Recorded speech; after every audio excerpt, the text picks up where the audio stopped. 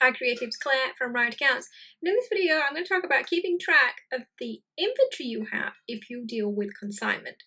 So if you aren't sure what consignment is when you effectively loan your products to an agent. So an agent could be a gallery or a shop, and they hold them on your behalf until the item is either sold or is returned to you. So effectively, your products are on loan to them. The retailer, as we'll call them, don't own the products, they haven't purchased them, they haven't paid you anything for them. Instead, they're providing you a service of displaying those goods to the public so that they are available for purchase. And often in return for this service, you'll pay what's referred to as a commission. Anything, 30% is probably about average, and generally they will deal with the applicable GST from that sale. So if you are approached for consignment, it is important to remember that you own the inventory that is on display. So any stock that's there is part of your inventory and you need to be responsible for it. So then it's really important to actually track what inventory is still in stock. So a good consignment agreement and a good retailer should be sending you regular information about what's sold, and obviously paying you for those items because they receive the money from the customer. From that, they take any applicable GST and any commission, and then they should be transferring the rest of that money to you on a regular basis. That might be weekly if you're lucky, monthly, probably about average, but lots of quarterly ones as well. So I'm going to share with you my spreadsheet, and we're going to talk through exactly how I manage inventory with my stockists.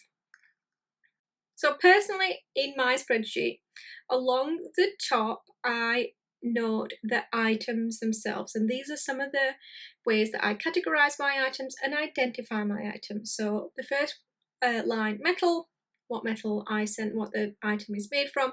The shape, circle, square, diamond, fairly self-explanatory. The type, so I have dangle, earrings, necklaces, and studs, although in this example there aren't any studs. The size of the item, small, medium, large, etc.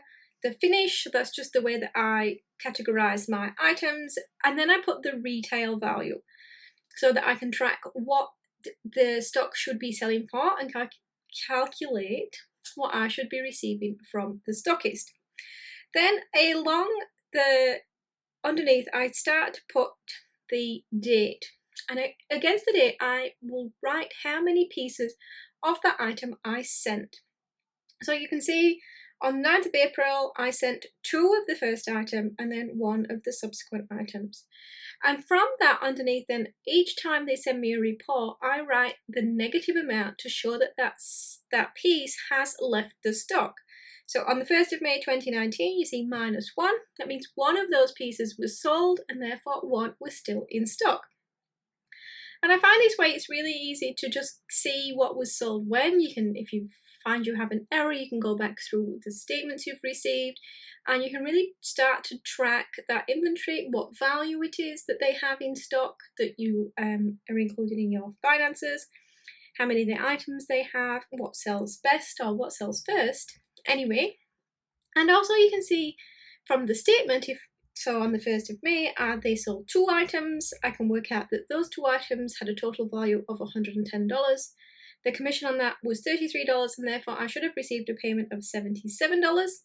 And I can then check that against the deposit that I have received in my bank account.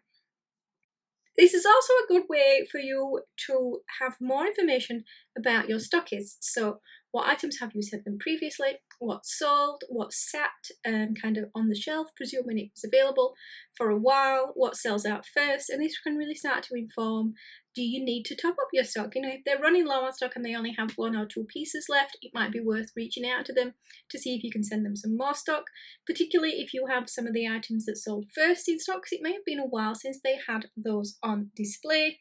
It's also good to have this information, so if you do look at changing your pricing, you need to be aware of what pricing your stockists have and what impact that would have, particularly if the price is going up or down, to be honest, because you don't want a different retail price in different locations.